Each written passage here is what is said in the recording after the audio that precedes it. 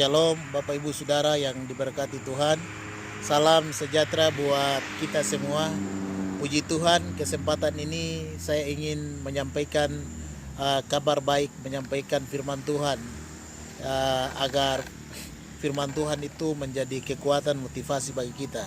Memang kita hidup bukan karena harta, kita hidup bukan karena apa yang ada di mata kita, tetapi kita hidup oleh karena firman Tuhan. Kita hidup karena Kristus sudah berjanji bahwa manusia hidup bukan dari roti saja, tetapi dari setiap firman Tuhan yang keluar dari mulut Allah. Karena itu biarlah firman Tuhan ini menjadi berkat bagi kita semua. Mari kita baca firman Tuhan bersama-sama. Yohanes 11 ayat 25 berkata bahwa akulah kebangkitan dan hidup, barang siapa percaya kepadaku, ia akan hidup walaupun ia sudah mati. Ini adalah kata firman Tuhan. Ini adalah perkataan Yesus sendiri. Artinya bahwa ketika kita percaya kepada Yesus, maka kita akan memiliki hidup kekal itu. Hidup kekal itu kita tidak akan menghadapi hari-hari yang dimana kita jalani, tetapi hidup kekal itu berbicara tentang kehidupan setelah kematian. Ya, setelah kematian. Ketika kita mati di dalam Kristus, maka ketika Yesus datang kedua kalinya, kita akan diangkat kembali dari kematian menjadi hidup kekal. Itu yang disampaikan firman Tuhan kepada kita bahwa barang siapa percaya kepadaku, ia akan hidup selama-lamanya walaupun kita sudah mati. Karena itu saudaraku, saya mau sampaikan pada kita semua bahwa jangan kau bangga dengan apapun yang ada dalam kehidupanmu.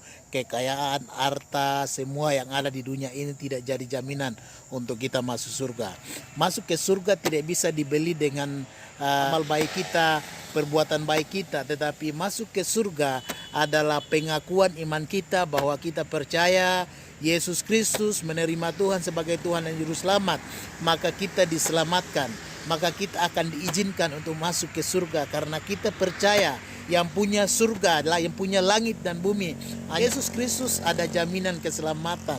Karena itu saudaraku, firman Tuhan berkata di bawah kolong langit ini tidak ada nama lain yang diberikan kepada manusia, hanya di dalam Yesus Kristus yang dapat diselamatkan. Orang yang percaya Yesus, menerima Yesus sebagai Tuhan dan Juru Selamat, mereka akan diselamatkan. Mereka akan diizinkan atau mendapat bagian dalam kerajaan. Sekali lagi, harta kekayaan yang kita miliki tidak menjadi jaminan untuk kita mendapatkan hidup kekal. Pun orang punya segala-galanya di dunia ini, tetapi itu tidak menjamin kita untuk hidup. Yang bisa menjamin kita hidup adalah orang yang percaya, menerima Yesus Kristus sebagai Tuhan dan Juru Selamat. Dan dia akan, kalau dia hari ini hidup di dalam kekayaan, tetapi kalau dia tidak punya Tuhan, itu semua sia-sia, akan binasa.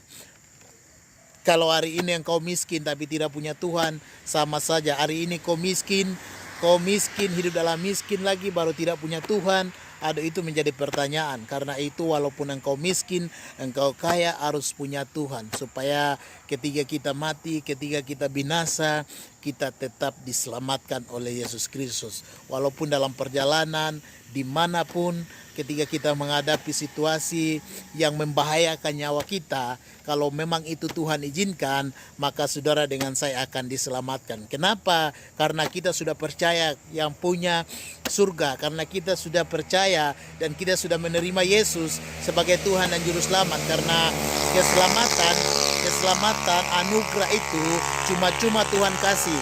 Cuma-cuma Tuhan kasih, gratis, tidak perlu bayar dengan usahamu. Tapi Tuhan mau ketika engkau percaya, engkau menerima Yesus sebagai Tuhan dan Juru Selamat, taat firman-Nya dan hidup berkenang di hadapannya. Hidup berkenang di hadapannya, itu yang Tuhan mau. Karena itu pada kesempatan ini dari sini saya sampaikan shalom. Biar firman Tuhan yang singkat ini menjadi berkat bagi kita semua. Haleluya.